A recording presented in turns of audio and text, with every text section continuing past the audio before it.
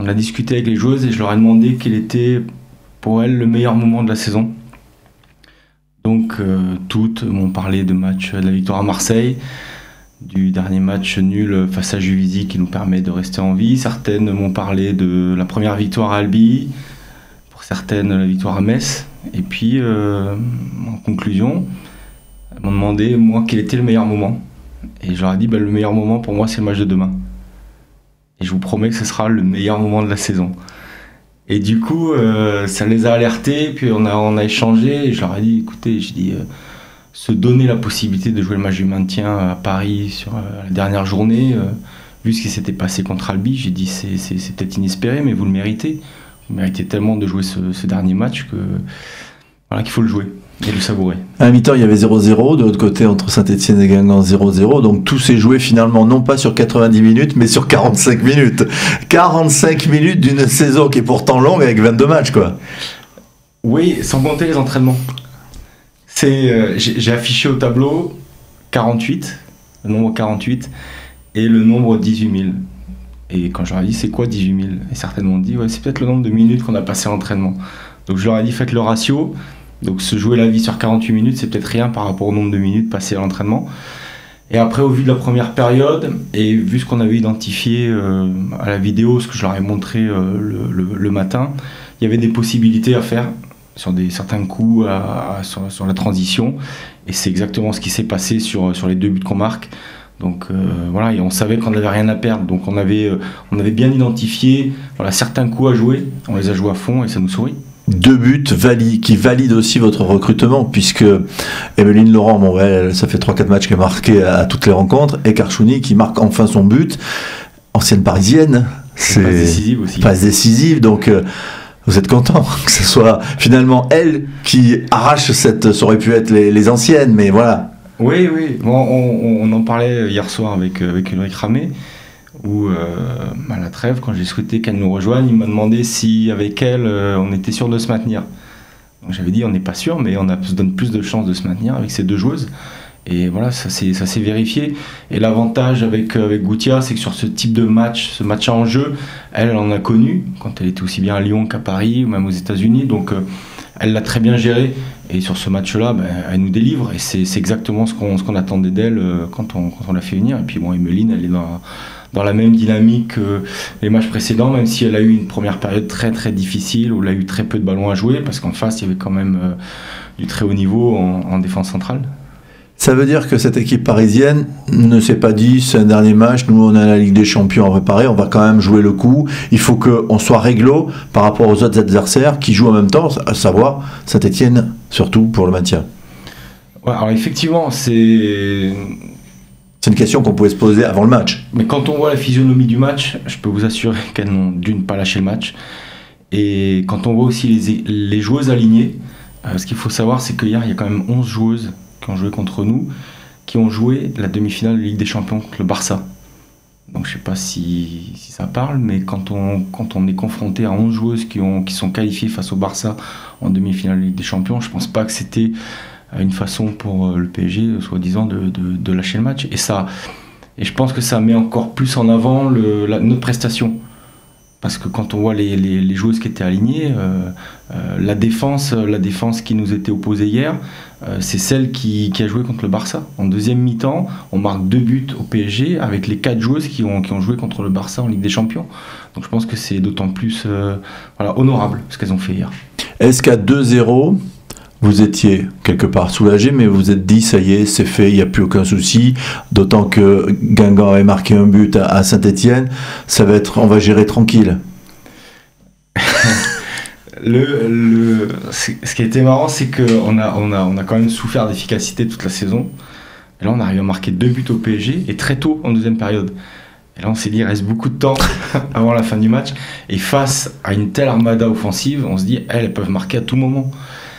Et en plus, on apprend dans le même temps que Guingamp ouvre le score à Saint-Etienne. Et là, c'est pas peut-être qu'on a pris peur, mais on a senti que le PSG mettait une grosse pression sur nous. Vous aviez donné, quand Saint-Etienne a pris ce but, vous avez donné l'info à vos joueuses ou pas du tout? C'est que le banc qui était au courant? Alors nous on était au courant sur le banc et il se trouve qu'il y a eu une pause boisson à 20 minutes de la fin. Et là je les sentais au bout parce qu'elles avaient tellement donné pendant quasiment plus de 70 minutes. Il nous restait 20 minutes et je me suis dit bon, je suis obligé de leur dire. Et parce que je les connais. Et ça les a reboostés et malgré tout le PSG elles nous ont mis une pression, elles ont joué long, elles ont joué tous les coups de pied arrêtés à fond, et puis elles ont fait des changements aussi qui nous ont mis en difficulté. Et puis comme depuis le début de la saison, on prend encore 2 buts sur coup de pied arrêté, parce que voilà, elles ont plus de hauteur, plus de puissance, donc forcément dès qu'il y a des ballons aériens, on est en difficulté. Elles sont revenues à 2-2, je suppose que les dernières minutes ont été les plus longues de la saison, vous avez eu l'impression que ça durait c'est ça, des plombes. Voilà, il faut pas trop jouer avec mon cœur dans ces moments-là, surtout qu'on apprend que le match à Saint-Etienne est terminé. Donc nous, il nous restait à peu près 6 minutes de temps de jeu, parce qu'on avait eu la pause boisson. Elles étaient interminables. Et surtout que le PSG a quelques situations pour marquer le 3e but. Et on sait que si elle marque le 3e but, on est condamné.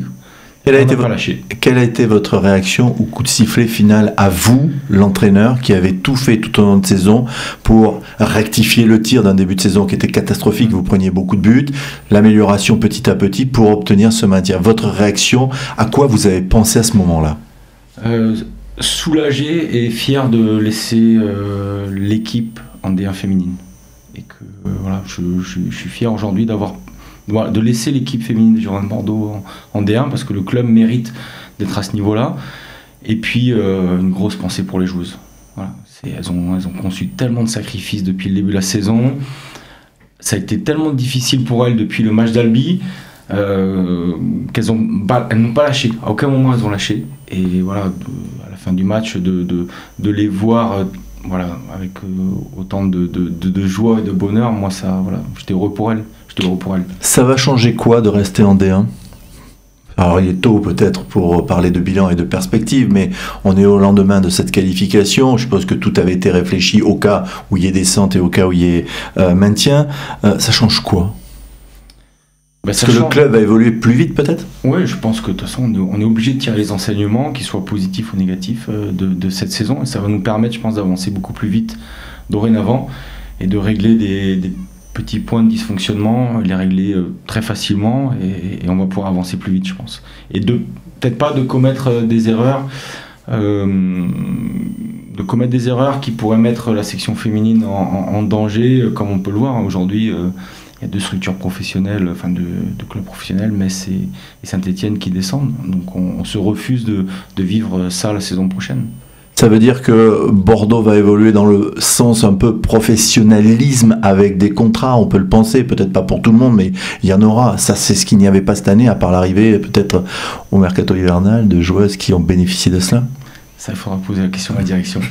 Non, il n'y a pas de... Je peux pas vous répondre. Je peux pas vous répondre. Il y a une réflexion.